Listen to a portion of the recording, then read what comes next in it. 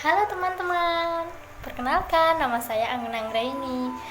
Di video kali ini saya akan menjelaskan tentang materi perbedaan karya ilmiah dengan karya ilmiah populer dan karya non-ilmiah. Nah, sebelum masuk ke intinya, kita harus wajib tahu dulu apa sih sebenarnya karya ilmiah, lalu apa pula ya sebenarnya karya ilmiah populer dan juga karya non-ilmiah. Nah, pengertian yang pertama yaitu karya ilmiah. Jadi, karya ilmiah memiliki beberapa pengertian. Pengertian yang pertama itu adalah karya ilmiah adalah karya tulis yang isinya berusaha memaparkan suatu pembahasan secara ilmiah yang dilakukan oleh peneliti atau penulis.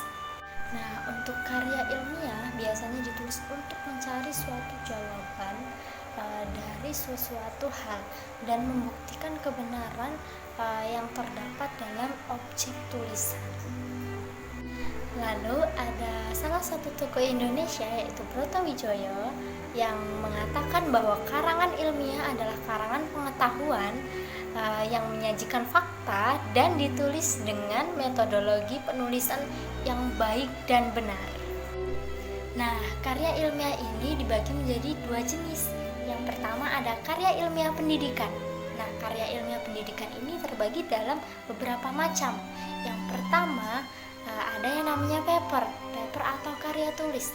Lalu ada praskripsi yang digunakan sebagai syarat bagi mereka yang ingin menempuh gelar D3 atau Diploma 3. Lalu ada skripsi yang digunakan sebagai syarat untuk mereka yang ingin meraih gelar S1 atau strata 1. Lalu ada tesis yang digunakan sebagai syarat untuk mereka meraih gelar S2 atau strata 2. Lalu ada juga disertasi. Nah, ini digunakan sebagai syarat untuk mereka yang ingin meraih gelar sebagai doktor. Lalu yang kedua yaitu karya ilmiah penelitian. Karya ilmiah penelitian juga dibagi menjadi beberapa macam. Yang pertama ada makalah seminar. Nah, makalah seminar ini terdiri dari dua. Yang pertama naskah seminar dan juga yang kedua naskah bersambung. Lalu jenis atau macam dari karya ilmiah penelitian ada juga laporan hasil penelitian dan yang ketiga adalah jurnal penelitian. Kita masuk ke karya ilmiah populer. Nah, karya ilmiah populer ini adalah karya ilmiah yang bentuk, isi, dan bahasanya menggunakan kaidah-kaidah keilmuan serta disajikan dengan bahasa atau menggunakan bahasa yang mudah dipahami oleh masyarakat awam. Sedangkan menurut Slamet Suseno pada bukunya Dalman tahun 2012 halaman 159, menurut beliau karya ilmiah populer ini ditulis dengan menyadur karya atau tulisan orang lain daripada menggunakan jalan, yaitu mengambil gagasan, pikiran atau. Dan menurut Slamet Suseno pula pada bukunya Dalman tahun 2012 halaman 113 sampai dengan 114 bahwa karya ilmiah populer ini dapat dikaji dengan 4 aspek. Yang pertama ada struktur, lalu yang kedua ada komponen dan substansi, dan yang ketiga adalah sikap penulis, dan yang keempat adalah penggunaan bahasa. Nah, bentuk karya ilmiah populer itu terdiri dari 3. Yang pertama ada artikel. Nah, artikel ini menggunakan bahasa jurnalistik. Lalu ada esai, di mana esai biasanya selalu menggunakan bahasa sastra. Dan ada feature. Nah, feature ini menggunakan 2 bahasa, yaitu bahasa jurnalistik dan juga bahasa sastra. Nah, kita masuk ke materi yang terakhir, yaitu karya non-ilmiah. Nah, karya non-ilmiah ini memiliki pengertian, yaitu suatu karangan yang menyajikan tentang fakta pribadi.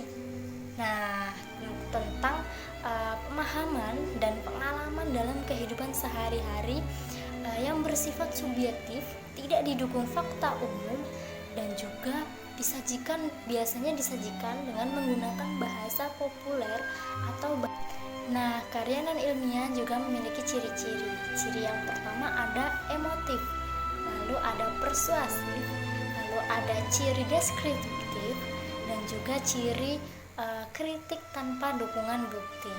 Lalu macam-macam karya non ilmiah. Ini juga ada dongeng, cerpen, novel, dan juga drama serta roman.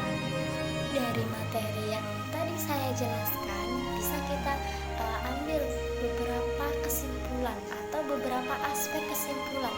Jadi ada 3 aspek. Yang pertama, karya ilmiah itu merupakan pembahasan suatu hasil penelitian atau faktual objektif.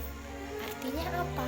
Artinya adanya kesesuaian antara fakta dan juga hasil penelitian. Nah, kesesuaian itu dapat dibuktikan dengan cara pengamatan atau empiris. Lalu aspek yang kedua, karya ilmiah ini bersifat metodis dan juga sistematis. Artinya apa? Artinya dalam pembahasan masalah digunakan metode-metode atau cara-cara tertentu dengan langkah-langkah yang teratur dan terkontrol melalui proses pengidentifikasian masalah dan juga penentu strategi. Lalu aspek yang terakhir, dalam pembahasannya karya ilmiah menggunakan ragam bahasa ilmiah. Nah, artinya atau bisa dikatakan ia ditulis dengan kode etik penulisan ilmiah.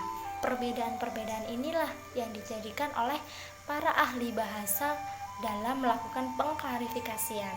Nah, sebenarnya apa sih perbedaan antara karya ilmiah dengan karya ilmiah populer?